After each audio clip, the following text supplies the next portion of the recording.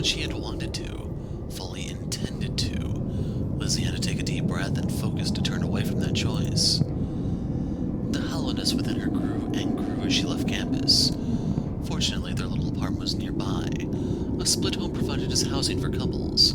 It had taken serious work to obtain one despite not being married, as the fools and missions thought there was a chance she and John might break up. Since it was 2:52, John was likely to be reading for a class. He had referenced a paper being due soon, but he never went down to the computer lab until she was in class. After all, he knew that she might need him. His consideration made a warm glow spread through Lizzie, but that wasn't enough. She needed to see him. She had her key in hand as she approached the door, but it was already unlocked, almost as if he had known. Lizzie threw it open and rushed inside. John sat on the couch reading a textbook. He looked perfect, and when he glanced up at the noise and saw her there gasping for breath with her eyes wild, he just gave a comforting smile. "Everything all right, Lizzie?" "Of course it is. I just read a book I need for class." She swept up to him and wrapped her arms around his shoulders to give him a slow kiss. The sight of him had calmed her considerably, and Lizzie tried to keep the desperation out of the kiss. Yes, this warm intimacy with him was what she needed. There was no sense giving him anything to worry about. She had found him, her perfect person. Lizzie drew back slightly and rested her forehead against his, her heart filled with warmth and his melody strong in her mind once again. "I love you, Lizzie." Ah, it made her heart flutter just as much as the first time he'd said it. "I love you too, John, more than anything." But as happy as she was to reply, she sensed that something wasn't quite right. There was a bit of tension in his eyes. Was he carrying some weight? Depression? Had someone done something to him? No. Lizzie realized that wasn't it. He was looking at her with concern, having sensed some part of her neediness. It was wonderful that he was so attentive, but the idea that she could have caused him any pain broke her heart. "Is there anything you want to talk about?"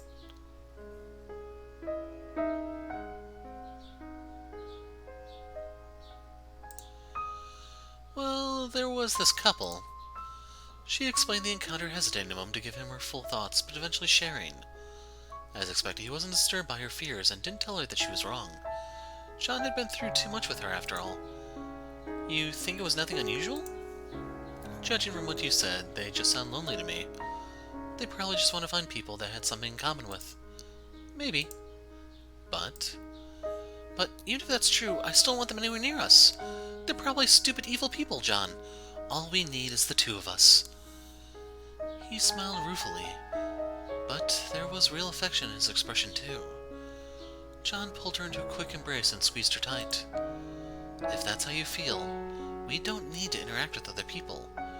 I kind of want to just keep my head down and graduate anyway." "I agree." She cuddled with him for a moment longer, nestling her head against his chest, then reluctantly pulled back, watching her hair as it clung to him.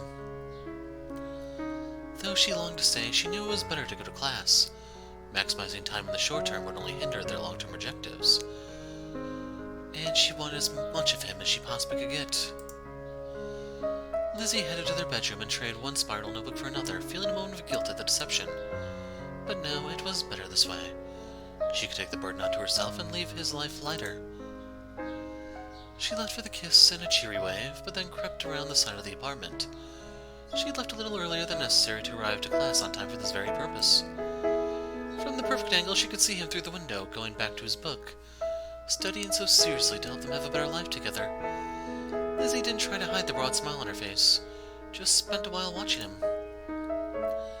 There was less need to watch him now that they were together, but she still enjoyed it. Once she had been observed, and the other girl had made that despicable assumption that Lizzie was concerned that he would cheat on her, as if such a thing was possible, as if she needed any reason except to look at him. She did like to observe him sometimes to make sure that he wasn't sad again. John's depression was mostly under control now that he had abandoned the awful Koitek medicine, but she knew it was a part of him that needed to be watched. The thought of his inner sadness made Lizzie want to run back inside and kiss him again, forget class, and just spend time making love until he looked only happy and relaxed. Reluctantly, Lizzie pulled herself away, chewing on one finger. John might be mentally healthy, but he still needed protection. Her mind flashed back to the track team and the other threats on campus. She would make sure that nothing could interfere with their love. She arrived just a little late, but it was a relaxed university and no one cared too much. Lizzie carefully set out her books and focused on the lesson. There were worse things than glasses. If the universe declared that she couldn't spend every single moment with him, she needed something else to fill her time. With a few exceptions like psychology classes weren't obnoxious at all. A few even provided knowledge that might have utility in the future. And all of it had some utility in getting them closer to their degrees. Once it had been difficult for Lizzie to think about such long-term plans. But now she could see how both of them earning their degrees would help them create the life they wanted. But after that, things became more tangled in her mind. She wanted to be with him. She wanted whatever he wanted. But he was convinced that they should take jobs in the industry, play some small role in preventing pharmaceutical giants like Koitek from doing anything as terrible as they'd done at their old high school. Or the experiment they had done that had led to Lizzie's existence. The idea that John wanted to make sure there would never be anyone else like her, that she would be the only one. It made her tingle all over. She didn't think he would approve of that thought, but he liked it so much that she kept it to herself. But the idea of getting involved with Koitek again, even indirectly, still left her.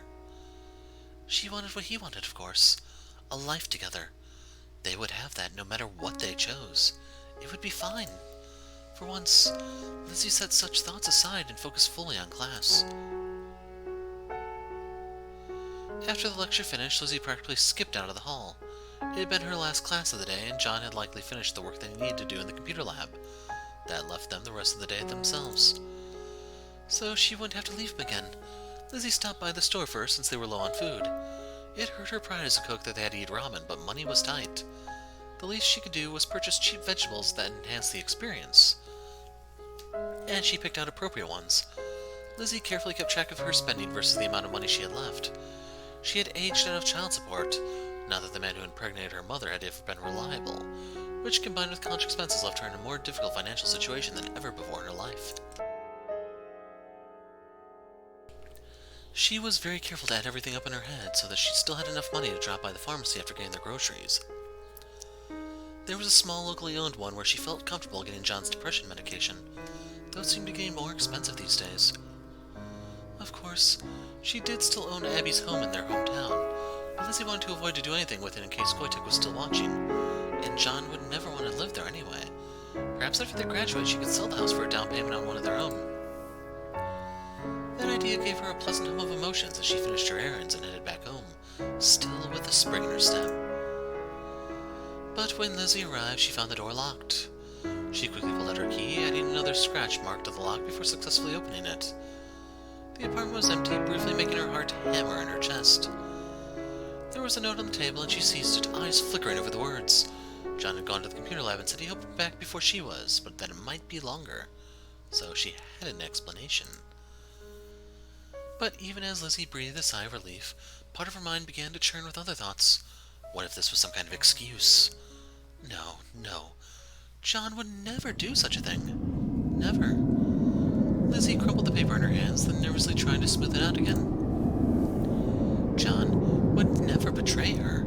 She knew that now. Carry that fact tightly in her heart.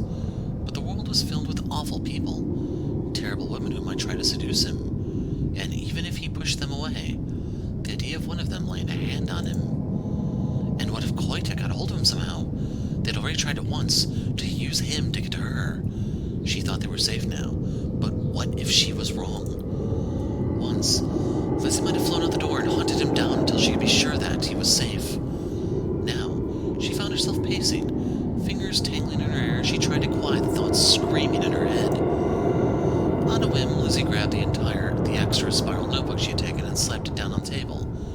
She began furiously writing everything in her head, letting the thoughts out to give herself a little relief.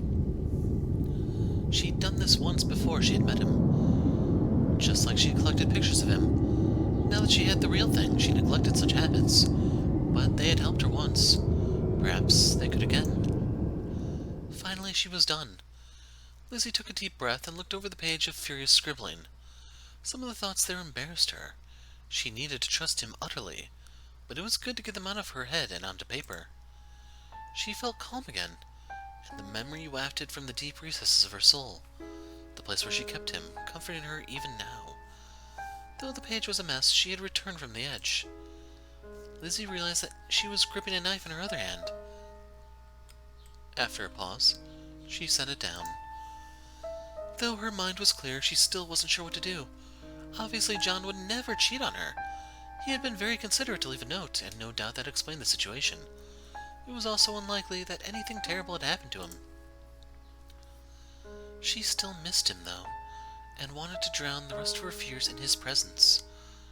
It was possible that he would be unhappy if his work had gone on too long, and might be happy to see her. Lizzie closed the notebook and put it with her others, considering what she should do. Realizing that she had higher priorities, Lizzie set about considering her options. The track team was definitely the place to start, but she needed to consider her options carefully. Making her way to the track, Lizzie reconsidered the situation rationally. Obviously, not the entire track team was guilty, and some of them might be suspicious, but wouldn't be able to touch John. The best way through this was via targeted strikes. After watching for long enough, Lizzie knew exactly who she needed to remove. There was an attractive blonde girl who stretched unnecessarily between runs to show off her assets, and her eyes wandered. Yes, it would be best to start with her. It would have been immensely satisfying to isolate her and take care of her directly, ideally with an axe in hand, but that would be difficult to hide, and she needed to preserve their life together. For several days, Lizzie skipped some of her classes, watching the girl's schedule. She had a car she kept in the east parking lot and frequently drove out of town. It seemed she wasn't a particularly careful driver and didn't wear a seatbelt either, so it would be easy to set everything up. The only problem with cutting her brake lines was that the girl would notice while backing out. That wouldn't do at all. While considering this problem, Lizzie acquired gloves, checked for cameras, and made other preparations. Lizzie, is everything okay? Lizzie abruptly realized that she had been scribbling her plans at home in front of him. John didn't look suspicious because he trusted her, but he knew something was wrong. She felt a surge of love that he knew her so well, but she realized she had made a mistake letting him see. She needed to hide everything deep inside her, at least until she could remove the problem. Everything's fine, John. There have just been some mean girls in class who have really upset me lately. I see. You can always talk to me, Lizzie, you know that, right? Of course. But she couldn't talk to him about this, not about that horrible girl. No, she needed to take care of this herself, to protect them. Lizzie gave John her sweetest smile. She could be stronger than this, swallow the stress, and show him only all the love she had to offer.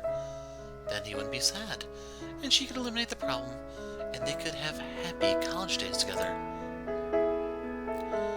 A week later, she had her opportunity. A sporting event filled the eastern parking lot, making her target park on a side street where there would be no need to brake. Lizzie hummed romantically to herself as she drained the brake fluid, disabled the emergency brake, and manipulated the pedal until it felt natural. Then she retreated to a safe distance and watched, as everything went according to plan. The crash was less dramatic than she expected, but it was enough. She was certain of it, even though she had to restrain herself from going to check, because that might have cast suspicion on her, and she couldn't have anything ruin their relationship. But things were better now. The terrible girl was gone, and John wouldn't notice anything, and she could love him forever. Now there was nothing left to do but make happy college memories. That's actually an ending protecting him? Wow. Oh boy. Wow. That was awesome. In all the wrong ways, but totally, totally awesome.